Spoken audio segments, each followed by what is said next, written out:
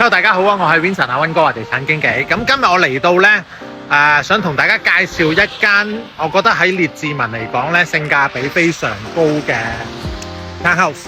咁地址呢就係10233 Number 2 Road， 咁叫 Rose Garden。咁我哋由 Richmond 嘅 Number 2向南方向啦，過咗 William， 再嚟埋呢個 Goldsmith 入口就喺呢度啦。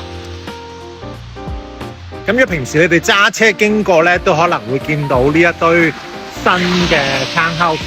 咁下邊係用磚嘅外牆，咁就會比較耐用啲啦，同埋佢退水嘅功能亦都會比較好啲嘅。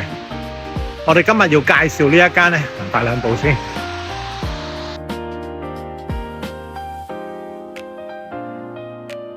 townhouse 都一直好受呢個家庭嘅歡迎嘅。貪佢個私隱度比較高啲啦，活動空間又大啲啦，咁樣。好啦，咁我哋嚟到呢個14號屋啦。咁佢係單邊嚟嘅，入嚟睇下先。咁做咗一個鋁合金嘅圍欄，咁相比起木嘅圍欄就更加耐用啦。係啦，呢度14號屋。咁我哋依家入去睇下先。嗱，咁一入到嚟呢，首先講一講呢間屋呢，1539尺。咁一入到嚟呢，右邊呢有一個套房。咁每間房呢都有獨立冷暖氣嘅。咁慳翻啲電啦，因為唔使開晒全間。咁呢度有個企缸。咁呢間房就最適合老人家啦，又或者可以當做 guest suite 啦。有個衣櫃喺度，咁裏邊有晒啲 organizer 啦。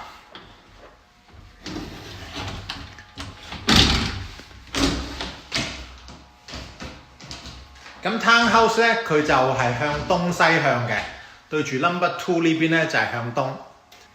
咁而入到嚟嘅左手邊咧，咁其實佢一啲都唔嘥位嘅，就有個釘，係啦，一樣係有個冷暖氣喺度嘅。跟住咧就出去 garage 啦，咁佢係 side by side 嘅 garage。咁你見佢呢個位咧，都偷咗個空間出嚟啦，咁可以俾你擺下啲小朋友嘅單車啊、滑雪機啊咁樣嗰啲都可以擺到嘅。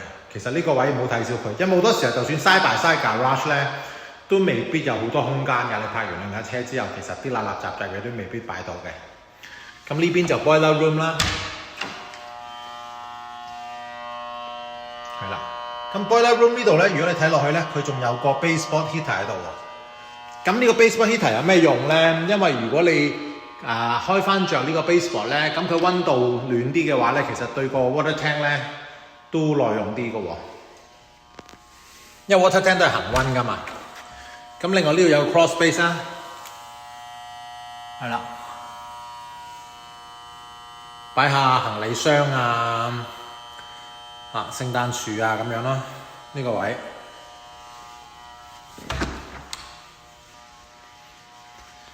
咁佢個 remote 咧，唔係我講漏咗一樣嘢，佢仲有個 EV charge 嘅喺呢度。佢 garage 個 remote 就可以用 app 去開同閂㗎啦。即係有朋友過嚟想 drop 低啲嘢，你可以用手機開咗個 garage 俾佢入嚟。好啦，咁我哋上去1樓睇下啦，就係廚房同埋 dining room。係啦，一上到嚟對住就係廚房啦。咁有個 island 喺呢一度，係啦，騎樓喺呢邊。咁佢地下咧都唔係一般嘅 townhouse 鋪咗啲石屎咁樣，佢呢一個設計咧係可以俾你洗下個地啦，同埋佢有個去水嘅，即係可以容易啲去到水啦。譬如你今日落咗大雨，其實佢都冇乜積水喺度。儲存嘅空間亦都算好多，大星盤。咁下邊全部都係櫃啊 ，dishwasher 嚟㗎啦。呢邊咧有個擺嗰啲 seasoning 嗰啲調味料，咁啊唔使放晒喺台度。5 burner 嘅 gas cooktop， 上邊都係一排櫃，係啦，儲物嘅空間就非常之唔錯啦。咁另外呢邊咧有個 French door 嘅 Bosch 嘅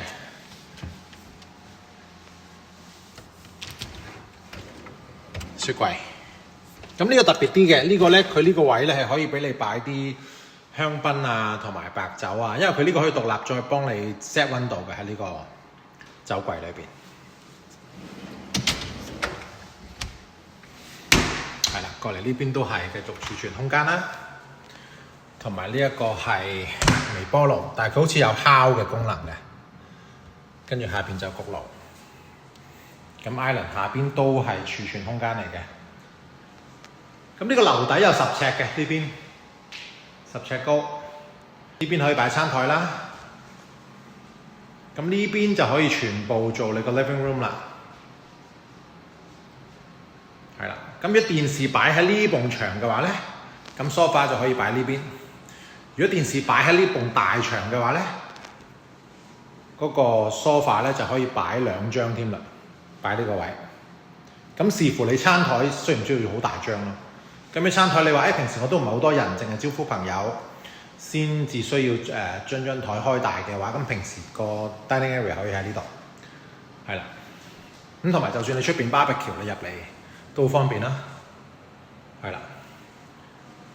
咁另外咧最有特色嘅嘢咧，依家同大家介紹下啦。佢喺同一層裏邊咧，佢有多個 bedroom 嘅，都幾大，向住 number 2。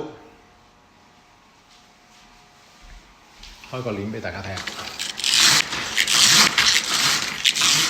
咁位置嚟講咧，佢就係 on number 2，往南方向過咗 William 啦。咁佢呢個咧亦都係名正言順嘅叫做學區房啦。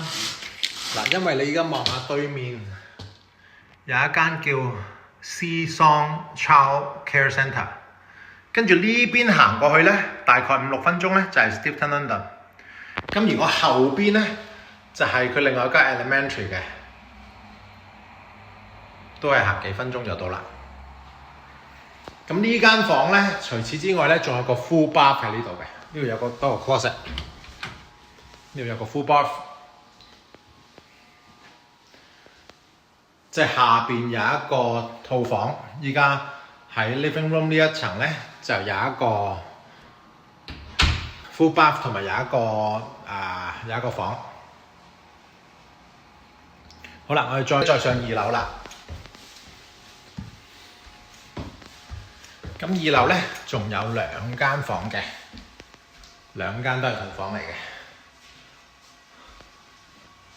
呢個係 bathtub 啦，一樣係有窗啦。呢間就向東嘅，望 number 2啦。